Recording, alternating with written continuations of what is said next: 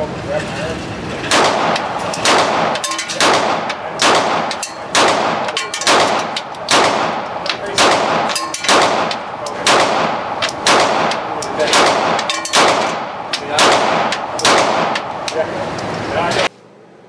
everybody, this is Hammer Striker here. Today we're going to talk to you about the H&K VP9. This is H&K's latest entry into the polymer striker-fired pistol realm. This is a 9mm pistol, and let me talk to you a little bit about it. So we'll start with removing the magazine and showing that it is clear. This polymer pistol is 7.34 inches long. It's 5.41 inches tall, and it's 1.32 inches thick. So it's not the narrowest out there, but it is narrower than many of the service pistols that are out there. And it's got a number of unique characteristics. One of them, it does have the paddle style magazine release, which I know this is kind of a contentious thing. People seem to love it or hate it.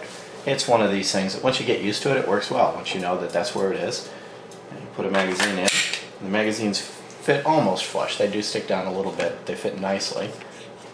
Hit the paddle release with either finger. It's ambidextrous.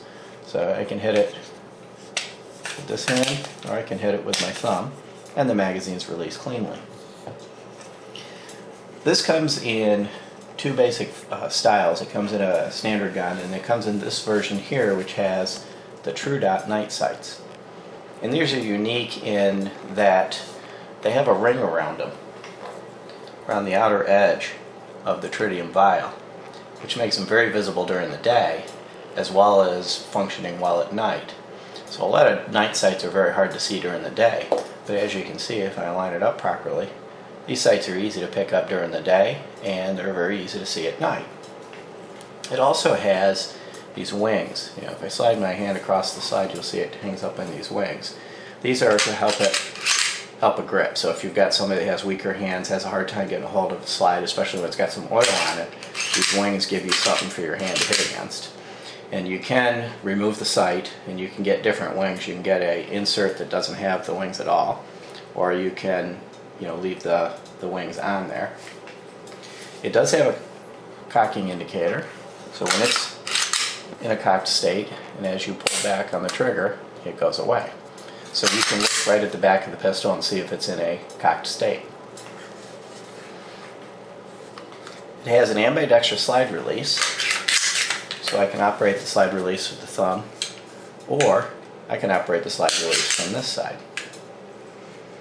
The sights are dovetailed, so they're adjustable and interchangeable. It has a Picatinny rail.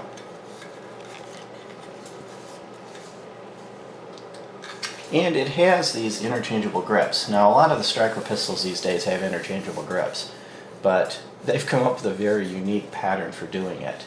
You pop this pin out right here at the back, pop out this pin, and the back strap comes off, and you have your choice of back straps to replace it. But once the back strap is off, you can also slide these side panels out. They come backwards, off the back strap, and you can replace them with these additional side plates. They're marked on the inside of them, left and right, as well as the size. So you can see this one is the large right, and there is a large left. And you can reassemble these in whatever combination you want. You theoretically could put the large left and the small right if you wanted to. That's a very unique way of doing the grip adaptation. But one of the things you'll find with this has just got the grips in it that were on it when it came from the factory. It's got nice grooves. It's got a good solid 3-finger grip. And it's a very easy to hold on to gun. Comes with 3 15-round magazines, and they've got witness holes all the way down. And they've got this rubberized base plate. So let me go ahead and show you how the takedown works. Remove the magazine, show clear, lock the slide back, rotate the takedown lever down. Now the slide's under tension at this point, so you want to hold on to it as you release the slide release. slide forward. Now you do have to pull the trigger just a hair, just to release it. It'll hang up a little bit if you don't. And it's just basically moving enough just to clear the mechanism so that the slide will pop off. In the slide itself, it has a very unique striker block. It does have a striker block like the rest of them, but unlike a plunger, which most of the others use, it uses this sliding mechanism that rotates.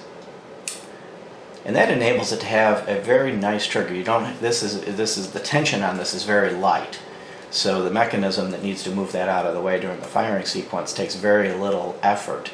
So it's part of what gives this gun a very nice trigger, which I'll show you when I get it put back together again.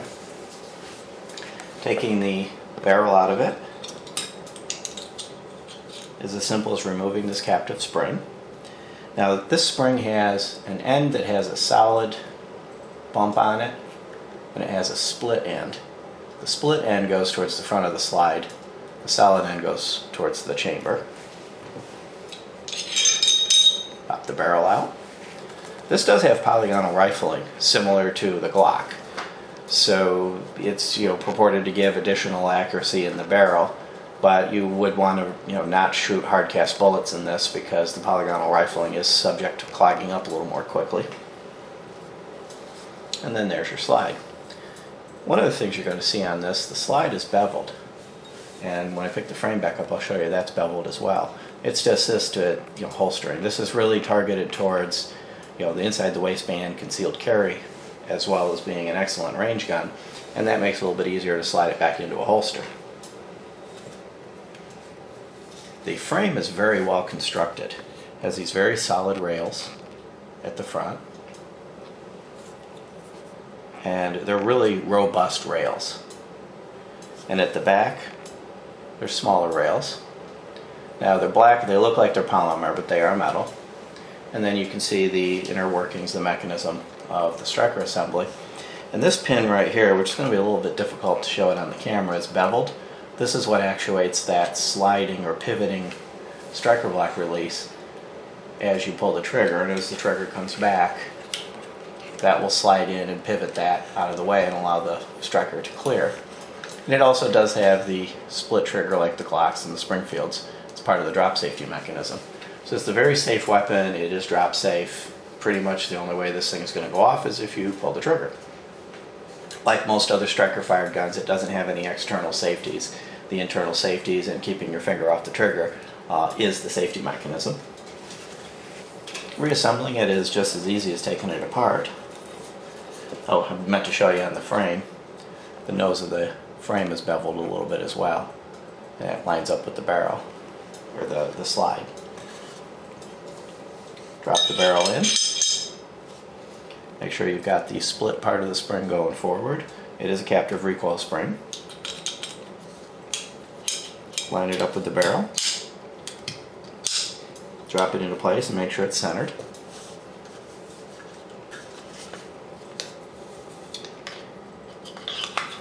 Line the slide up. And you have to pull the trigger just a hair sometimes to get it to clear. Lock it back, flip the locking mechanism off, and it's ready to go. And given that this would be something that would fit into the inside the waistband, outside the waistband concealed carry territory, I'll show a few of the other ones that you might consider. Of course, we're still clear here. You might consider, if you're going a little more towards the service pistol territory, something like this Glock 17.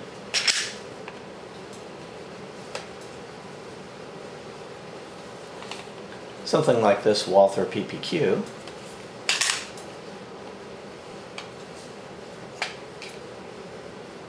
Or of course, the very popular Glock 19. And we set them up next to each other and get them all lined up. You'll see they're all a very similar size. Glock 19 being the shortest, and the Glock 17 being longer just by a hair. If you look at the grip thicknesses of them, you see the grips are all very similar. They have slightly different slide profiles. The Glock's more squared, and the other two are a little more rounded on the top. From a grip height standpoint, they're all about the same. The Glock 19, the PPQ, and the VP9 all hold 15 rounds, and the Glock 17 holds 17. And when you look at the heights, if you look at the heights from the side, you can see that the Glock 19 is obviously the shortest one. That's more in the compact territory, and the other three are almost identical height. Now let me show you the trigger on this. This thing has a very nice trigger. The trigger is very similar in feel to something like a PPQ or a Glock. And depending on who you talk to, some people say that it's actually nicer than the PPQ. I think it's almost as nice as the PPQ, and the PPQ, if you've never held one, has an amazing trigger. If you ever get an opportunity to shoot a PPQ, a Walther PPQ, take the opportunity. It'll be a pleasure. This gun has a trigger that's almost as good as that trigger. So we'll start with, I'm going to pull the trigger so I show that it is still clear. A little bit of take up. And you can also see that the cocking indicator shows this, so it's in a cocked state, but it is unloaded. Clear, nice, clean, crisp break. Very short reset. One of the things that I would notice on this, though, is this reset has a bit of a bounce. When I pull the reset, as I pull it forward, the way it kind of hangs up just a little bit, kind of gives you a little bit of a bounce. And then a real crisp break. When you're at the range, you don't notice the bounce. This gun is a pleasure to shoot. It's very easy to acquire your targets, those nice bright sights. It's very easy to keep on target. And at roughly 25.5 ounces, it's not a heavy gun, but it's also not a lightweight gun, so it absorbs recoil very, very well. This was probably one of the most fun range guns I've shot in a long time. So if you like our videos, please like, share, subscribe, and hang on for a little bit more range footage. Have a great day. A couple times, it depends if you're coming up to a weight, sometimes you got to take them off. Coming up weight in because you're let's do 7 to wear rucksacks. So I said was wear rucksacks. Johnny puts a bunch of So, yeah, the one too, Tampa Stadium, crazy. They had us going all the way down, all the way up, and these guys drinking beers and then later.